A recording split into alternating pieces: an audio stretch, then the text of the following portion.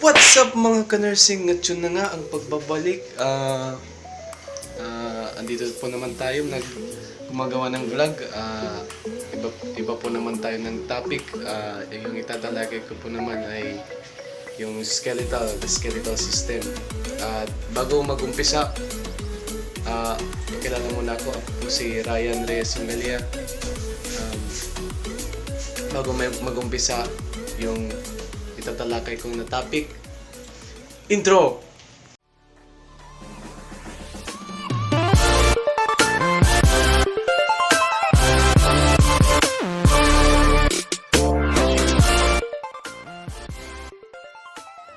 So okay guys, sa pagbabalik, yung itatalakay po natin ay yung skeletal system.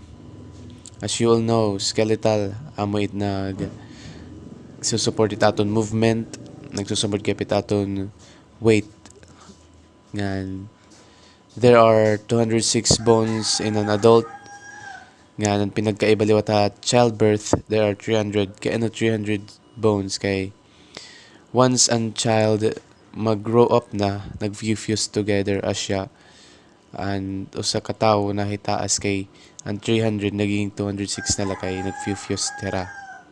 Ngan may duwa nga bones, types of skeletal system bones. May da axial, may da appendicular. An axial, ada ito na found in the head and torso. Ito nga head and torso nga adan may skull, vertebral column, and thoracic cage. Tas may daliwat an appendicular bones liwat found in the appendages or limbs. Ada ito an arms, legs, pelvis, and shoulders. So before iba nga mga parts, tikangon anay naton an skull. Okay. An skull contains 22 bones. Before magkato ni kita 22 bones, may daliwat ang 2 bones liwat nga di. May da cranial bone to protect the brain. May daliwat facial bone para mag-give structure ang aton face liwat. Ang skull may da mainly flat bones. Iton liwat kay mainly flat bones, contains mainly flat bones kay connected its skull have mga sutures. The cranium consists a vault and a base. Iton vault or calvaria, base top to down view. Ito. And base divided into 3 fossae. Anterior cranial fossa, middle cranial fossa, and posterior cranial fossa. Tas adilawat kita. Tas nakakita kayton nga may mga buhon aton or cavities. Iton correction nga may cavities as well. There are orbit cavities adit aton part nga dit aton may mata. Nasal cavity adit may part dit aton erongan. Ear cavity nga dit aton ear. Obviously ear. Adilawat kita cranial bones. Cranial bones may da 8 parts and cranial bones. May da frontal, may da sphenoid, may da ethmoid, 2 parietal bones, may da 2 temporal bones ngan occipital bone. Ito nga mga bones, these are connected by sutures. Ang siyahan nga ang frontal nga ng parietal connected iha coronal. Ngan ang parietal connected liwat iha sagittal. Tas ang may daliwat nga dun may squamous, may daliwat nga dun lambdoid, ngan occipitomastoid sutures. Amo ito na nagko-connect. Tas as we all know, makadikit at pag kita head or the skull igbaw nga ang foramen na holes that nerves and arteries and veins pass through. Amo iton nga da nasulod nga da para aton brain. Ngan ang foramen magnum hole for the spinal cord. Amo iton ni danda ko nga buho nga da. There are 14 facial bones. Adiliwat kita facial bones. May daliwat 2 nasal bones, 2 lacrimal. As you can see, ito nga blue.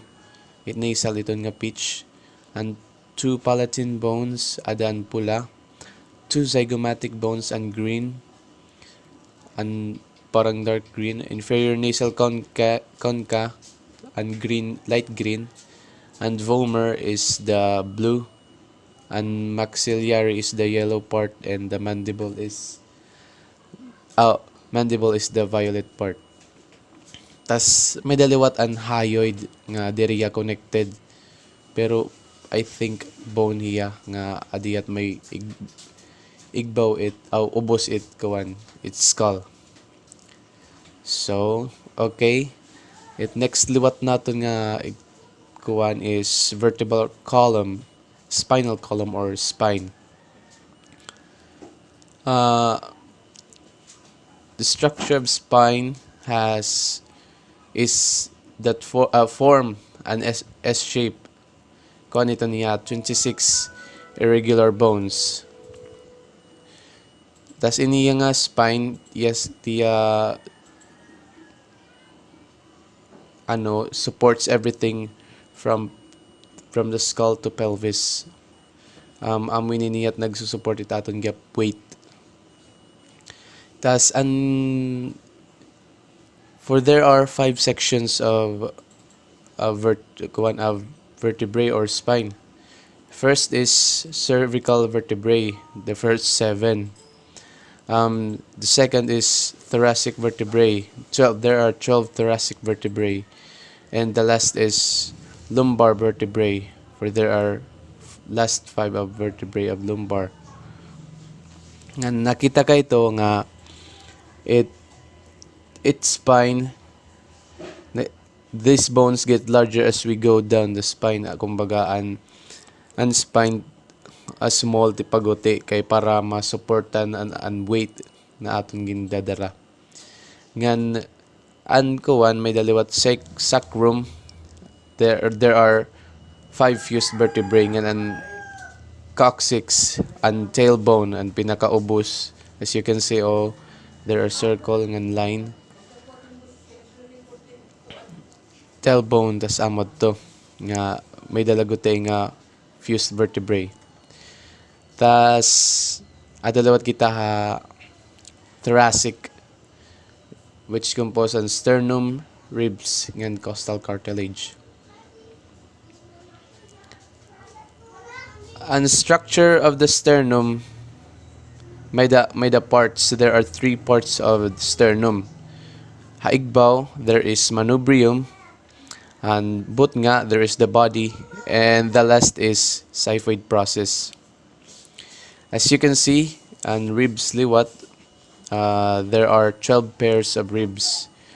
The first 7 are the true ribs attached directly to the sternum via costal cartilage. Kay true ribs siya kay naka-attach siya sternum. Tas it false rib 8 to 10 8 to 12, pero ang false ribs ani 8 to 10 kay connected laya diriya connected the sternum, pero connected diya mga na connect laya usa ka ribs as amod to. Tas may daliwat ang duwa. These are called floating ribs kay diriya naka-attach a sternum in any manner. Tas as you can see, the true ribs amuan this get longer going from 1 to 7. Kumbaga hilabaan true ribs to 1 to 7. And false ribs liwat 8 to 12. This gets shorter going from 8 to 12. So tapos na kita may axial bone, which composed of skull, vertebral column, and thoracic cage. Adiliwat kita may appendicular bones found in the appendageous limbs, arms and legs, pelvis and shoulder. Adi kita pectoral girdle. Attaches the upper limbs to the axial skeleton.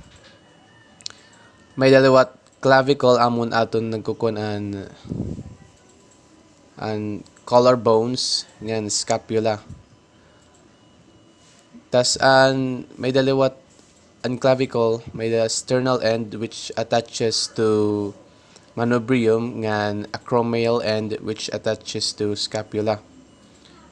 Ang scapula, thin flat bone, rough triangular ngan has three borders. Ito nga three borders is or are superior at the top, medial or vertebral ada inner adat sakob, ngan lateral axillary outer. Okay. Adiliwat kita ha arms. As you all know, it arms nga ito niya nga tanan daw ini nga upper and lower. Nagkakamali pero it arms adalat upper. Ito humerus arm light. Ito niya arms. It ubos forearm nganit ubos pinakaubos pat hand amunat hand. Ang structure ang humerus or the arm, igbaw ada it greater tubercle and lesser tubercle. At the middle is radial groove, and at the bottom there are coronoid fossa, radial fossa, medial and lateral epicondyle, capitulum, and trochlea. At the forearm, may the structure of the radius and ulna. It ulna on the left side and radius at the right side. It all na ada sakob, it radius ada gawas. Connected yet interosseous membrane. Amot nagko-connect it all na ngan radius. It all na may the olecranon at the top, coronoid process. Tas on the other side, radius, head, radial tuberosity ngan radial styloid process. As adiliwat kita ha may hand bones. Adi kita ha may carpals. Carpals may the 1, 2, 3, 4, 5, 6, 7, 8 bones. Good thing 8 bones. Siyahan may the trapezium, may the trapezoid, may the scaphoid, anbot nga capitate, lunate, triquetrum, pisiform, ngan hamate. Tas it metacarpals, pwede lito niya tawagan nga mga Roman numerals, metacarpals 1, 2, 3, 4, and 5. Tas as you can see, ang proximal phalanges amon green, sapit ang metacarpals, middle phalanges amon blue, tas ang distal amon last, didan pinaka-tip. And as you can see on the thumb has no middle phalanx. Amo ito niya. Tas next is ada kita pelvis. The pelvic girdle attaches the lower limbs to the axial skeleton. Kumbaga amo na iniyat naka-attach nga da may vertebral column. The structure of the pelvic girdle may the sacrum, adan sacrum on the middle, ilium, ischium, pubis, ngan tinatawagin niya nga hip bone. Okay, on the last, adi kita thigh or femur. May the andamuinin parts and femur. May the fovea capitis. Ininiya nga thigh or femur, longest bone in niya, known as longest bone. And the parts are fovea capitis, head, lesser and greater trochanter, intertrochanteric crest, gluteal tuberosity, linea aspera, medial and lateral epicondyle, medial and lateral condyle, intercondylar fossa, and patella. Next is structure of tibia and fibula. Kuan gap niya. Connected gap niya at interosseous membrane. Amot nagko-connect ta era nga duwa. Ang parts an fibula amon thin, ang tibia amon matambok. An fibula may niya lateral condyle head ngan lateral malleolus ngan fibular notch. Liwat hatibia medial malleolus anterior border, tibial tuberosity, ngan medial condyle.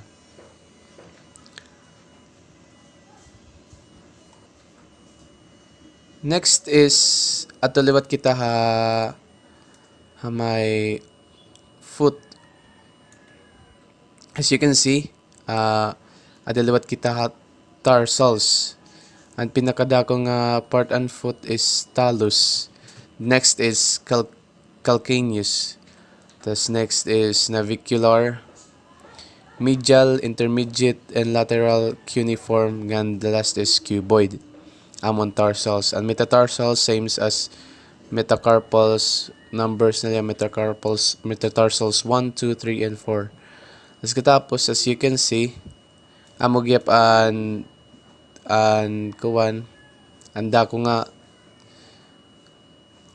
kuwan nga kanan parts of foot is waray niya kuwan middle phalanges, also known as hallux.